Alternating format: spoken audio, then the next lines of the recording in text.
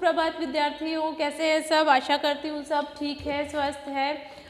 कक्षा 3 आज हम देखेंगे हिंदी की व्याकरण का पाठ 2 वर्णमाला, मात्राएं तथा शब्द। तो आज के पाठ में हम देखेंगे वर्ण क्या होता है, वर्णमालाएं क्या होती है, वर्णमाला क्या होती है, मात्राएं क्या होती है, मात्राओं का उपयोग कैसे किया जाता है।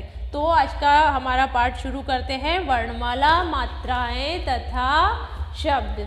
तो प्यारे विद्यार्थियों, हम देखते हैं कि घर में, स्कूल में, खेल के मैदान में जब हम एक दूसरे के साथ में रहते हैं तो एक दूसरे से बात करते हैं, परस्पर संवाद जो करते हैं, तो हमारे मुंह से क्या ध्वनि निकलती है, अलग अलग तरह की ध्वनि निकलती है। तो इन ध्वनियों को लिखा भी जा सकता है। तो भाषा की इन ध्वनियों को क्या कहेंगे, हम वर्ण कहेंगे। तो वर्ण, भाषा में प्रयोग की जाने वाली ध्वनियाँ वर्ण कहलाती है। वर्ण की परिभाषा क्या हुई, भाषा में प्रयोग की जाने वाली ध्वनियाँ क्या कहलाती है, वर्ण कहलाती है। तो वर्ण की विशेषताएं होती है, कुछ विशेषताएं हैं जो हम देखेंगे कि हर भाषा में वर्ण होते हैं, हर वर्णों को लिखा जा सकता है, बोला जा सकता है, कि हम जो भी बोलते हैं उनको हम, जो वर्ण होते हैं उनको हम बोलते हैं, उनको हम लिख भी सकते हैं।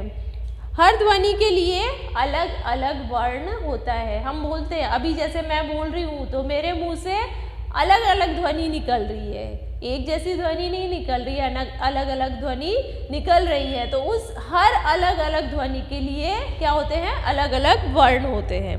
प्रत्येक भाषा में इन वर्णों के समूह को उस भाषा की वर्णमाला कहते हैं। प्रत्येक भाषा के इन वर्णों के समूह को उस भाषा की वर्णमाला कहते हैं। वर्णमाला में सभी वर्णों का क्रम निश्चित होता है, अलग अलग वर्ण होते हैं।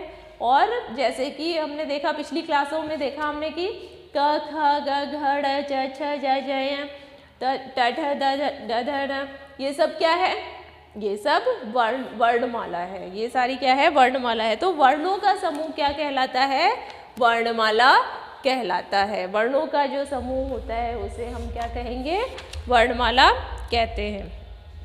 अब वर्ण के 2 प्रकार होते हैं, एक है स्वर और दूसरा है व्यंजन। कितने प्रकार होते हैं वर्णों के, 2 प्रकार हैं। स्वर, तो जो वर्ण किसी अन्य वर्ण की सहायता से नहीं बोला जाता है, जिस वर्ण के उच्चारण में किसी अन्य वर्ण की सहायता नहीं ली जाती, बिना किसी अन्य वर्ण की सहायता के जो वर्ण बोले जाते हैं या जिन वर्णों का उच्चारण किया जाता है उन्हें हम क्या कहेंगे, स्वर कहेंगे। तो जो वर्ण किसी अन्य वर्ण की सहायता के बिना बोले और लिखे जाते हैं उन्हें हम क्या कहते हैं, स्वर कहते हैं। तो हमारी हिंदी भाषा में कितने स्वर हैं, स्वरों की संख्या कितनी है, 11।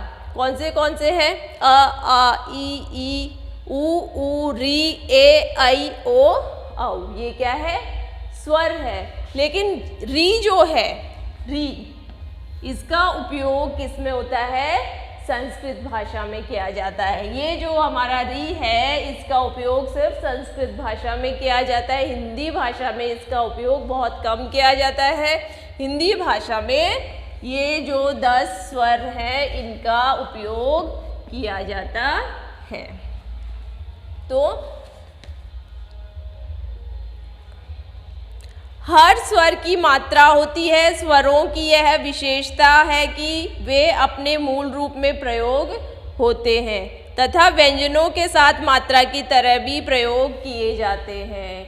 स्वरों की ये विशेषता होती है कि उनका प्रयोग अपने मूल रूप में ही किया जाता है और उनको व्यंजनों के साथ मात्रा के रूप में प्रयोग किया जाता है। किस रूप में प्रयोग किया जाता है स्वरों का, व्यंजन के साथ में मात्रा के रूप में प्रयोग किया जाता है।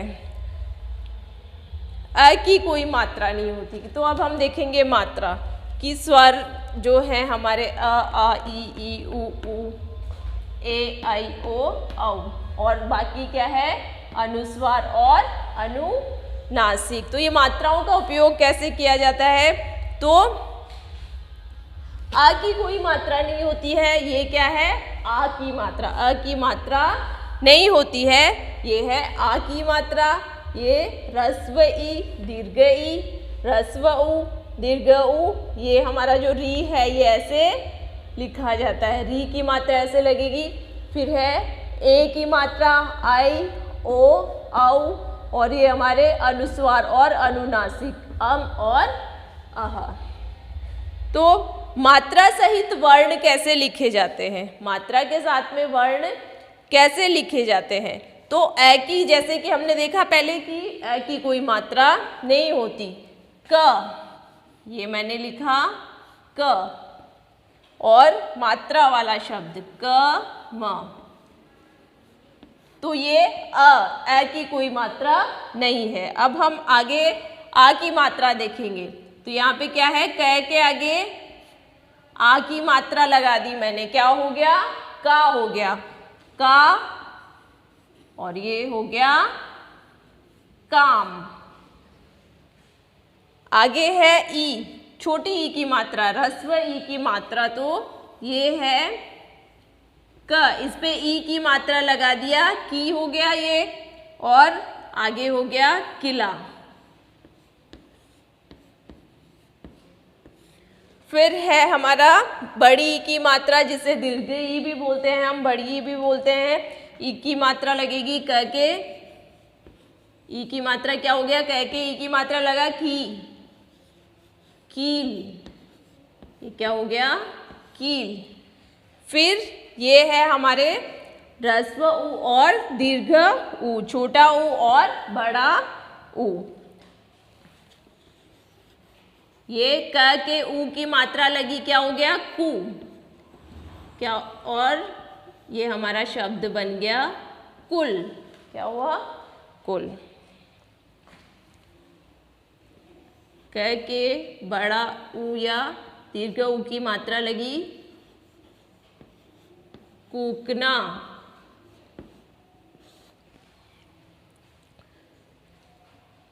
अब है री, ये हमारा री है, इसको कैसे लिखा जाएगा बच्चों, नीचे, व्यंजन के नीचे, क के नीचे ये मात्रा आती है क्री, क्या हो गया, क के नीचे लगा क्री हो गया, तो ये हमारा शब्द हुआ कृपा।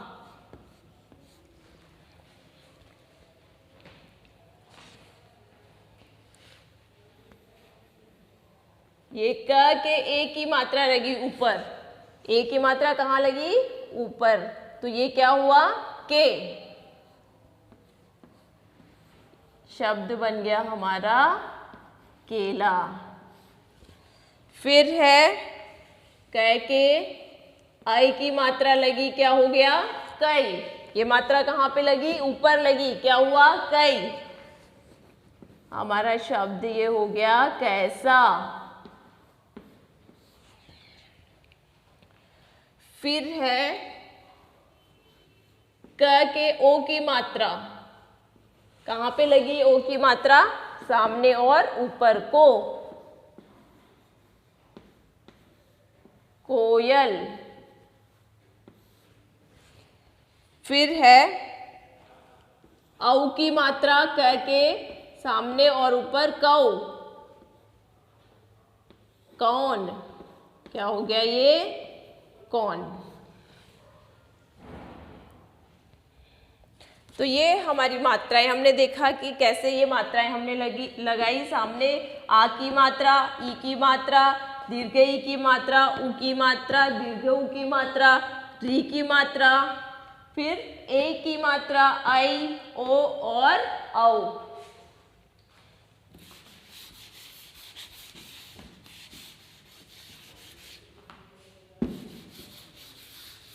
तो ये हमारी मात्राओं का उपयोग हमें कैसे करना है ये हमने देखा।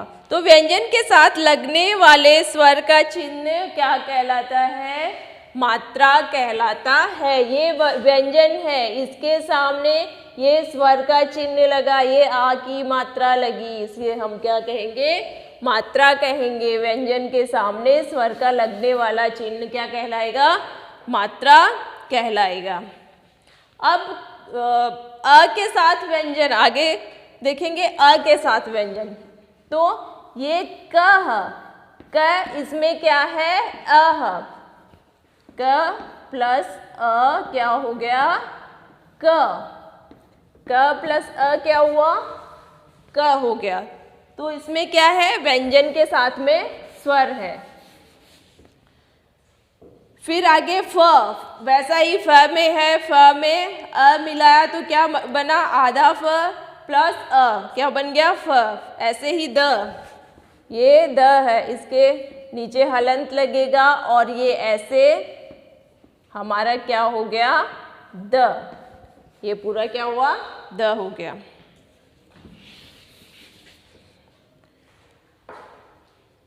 तो ए के साथ व्यंजन, ये क्या है ए के बिना व्यंजन। हमारे ये जो है आधा क है आधा फ है, ये क्या है ए के बिना व्यंजन है। और ये पूरा क जो है ये क्या है ए के साथ में व्यंजन है। क हम बोलेंगे, ए हमें पीछे से ए सुनाई देगा क फ, तो इसके साथ में अ भी आता है। जब आधा क और आधा फ लिखा जाता है उसमें अ नहीं आएगा, लेकिन पूरा क और पूरा फ लिखा है हमने, इसमें अ आएगा।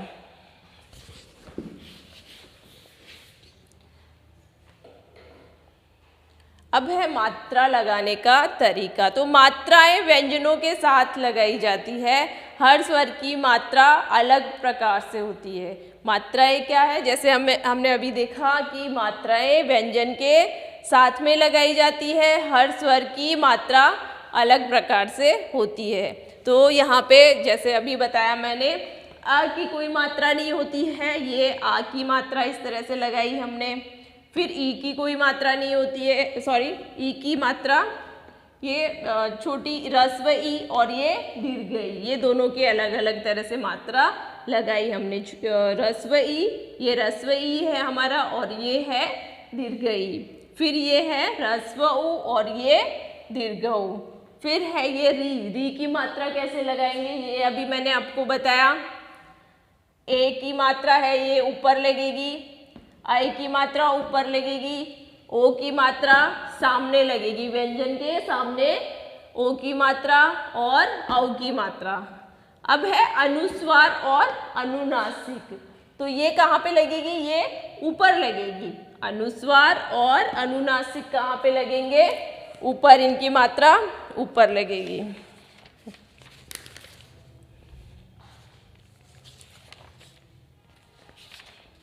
और ऊ की जो मात्रा है, इसको जैसे हम लगाएंगे तो ऊ की मात्रा ऐसे, रुमाल, ये हो गया रुमाल। रुई, ये हो गया हमारा रुई। तो इस तरह से ऊ की मात्रा लगेगी।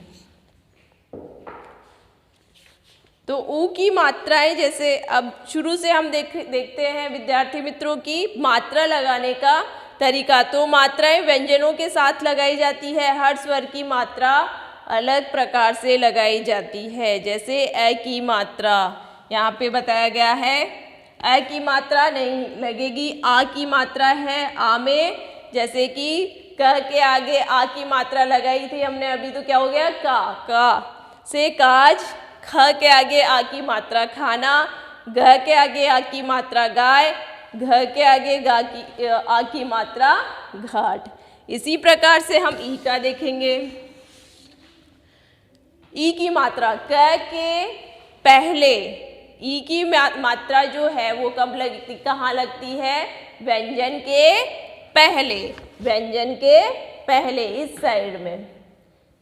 ई की मात्रा, ह्रस्व ई की मात्रा जो होती है वो व्यंजन के पहले लगती है। जैसे क के से पहले ह्रस्व ई की मात्रा है की से किसान, ख के ई की मात्रा लगाई हमने खिलौना, गिलास और घिसना। अब है हमारा दीर्घ ई। दीर्घ ई की मात्रा कहाँ लगती है, व्यंजन के सामने। कहाँ लगेगी, व्यंजन के बाद में लगेगी। पहले व्यंजन लिखा जाएगा, फिर दीर्घ ई की मात्रा हम लिखेंगे। तो ई की मात्रा जैसे कै के आगे लगाई मैंने दीर्घ ई की मात्रा, क्या हुआ कीट। ख के आगे दीर्घ ई की मात्रा, शब्द बना हमारा खीर, गीता और घिया। अब है ऊ तथा दीर्घ ऊ की मात्रा, ऊ तथा दीर्घ ऊ की मात्रा। तो ऊ तथा ऊ की मात्राएं व्यंजन के नीचे लगेंगी। कहाँ पे लगेंगी? व्यंजन के, ये हमारे व्यंजन के नीचे लगेंगी। जैसे कि कुटी, खुरपा, गुच्छा और घुटना। अब है र, तो र में मात्राएं व्यंजन के मध्य लगती है। जैसे अभी मैंने पहले बताया था आपको, ये व्यंजन के मध्य, यहाँ पे र की मात्रा यहाँ पे व्यंजन के मध्य में लगी। तो जैसे हो गया रुपया, रुमाल, गुरु, रुई, ये सब हो गया। अब री की मात्रा, तो री की मात्रा जैसे अभी हमने देखा कि व्यंजन के कहाँ पे लगेगी? नीचे लगेगी। री की मात्रा कहाँ पे लगी? व्यंजन के नीचे लगाई। तो कै के नीचे री की मात्रा लगी, क्या हो गया? क्री, कृषक। वै के नीचे री की मात्रा लगी, वृक्ष, गृह और घृत। अब है ए और ऐ की मात्राएं, ये दोनों मात्राएं कहाँ पे लगेंगी? व्यंजन के ऊपर लगेंगी। जैसे कै के ऊपर लगी ए की मात्रा, क्या हमारा शब्द बना? केश। क्या बना? केश। फिर आई की मात्रा लगी, क के ऊपर व्यंजन के ऊपर लगी, ये क्या हो गया? कैदी। क्या हुआ? कैदी। तो आई की मात्रा और ए की मात्रा कहाँ पे लगी? व्यंजन के ऊपर लगाई हमने। ओ तथा औ की मात्रा, तो ओ तथा औ की मात्राएं जो होती है वो व्यंजन के बाद में लगती है। कहाँ पे लगेंगी? व्यंजन के बाद में। जैसे कोट, कै के बाद में लगा कोट, कौवा,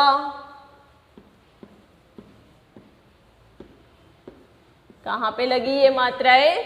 व्यंजन के बाद में। अब देखेंगे हम अनुस्वार तथा अनुनासिक। ये जो हमारा व्यंजन के ऊपर आता है, ये शिरोरेखा जो हमारी होती है उसके ऊपर एक बिंदु लगता है, जिसे हम क्या कहेंगे? अनुस्वार। तो यह क्या कहलाता है? अनुस्वार। इसे बिंदी की तरह लगाते हैं। इसमें स्वर तथा व्यंजन दोनों के गुण होते हैं। जैसे कै के ऊपर लगाया मैंने, शिरोरेखा के ऊपर लगाइए कंठ, क्या हो गया? कंठ। फिर है खंबा, गंगा, घंटा, कंठ, गंगा और घंटा। अब हमारा है अनुनासिक। अनुनासिक ये शिरोरेखा के ऊपर लगता है, चंद्र बिंदु कहते हैं इसे। हम किसी भी व्यंजन के ऊपर शिरोरेखा के ऊपर लगाएंगे, ये चंद्र बिंदु है। यह स्वर के गुण वाला है तथा व्यंजन के साथ लगता है, यह अनुनासिक कहलाता है। इसे चंद्र बिंदु की तरह लगाया जाता है। जैसे लिखा हमने कांटा, गांव, कांटा, गांव। तो ये हमारा क्या हो गया? अनुनासिक। इसे हम क्या कहेंगे? अनुनासिक, जिसे हम चंद्र बिंदु की तरह लगाएंगे।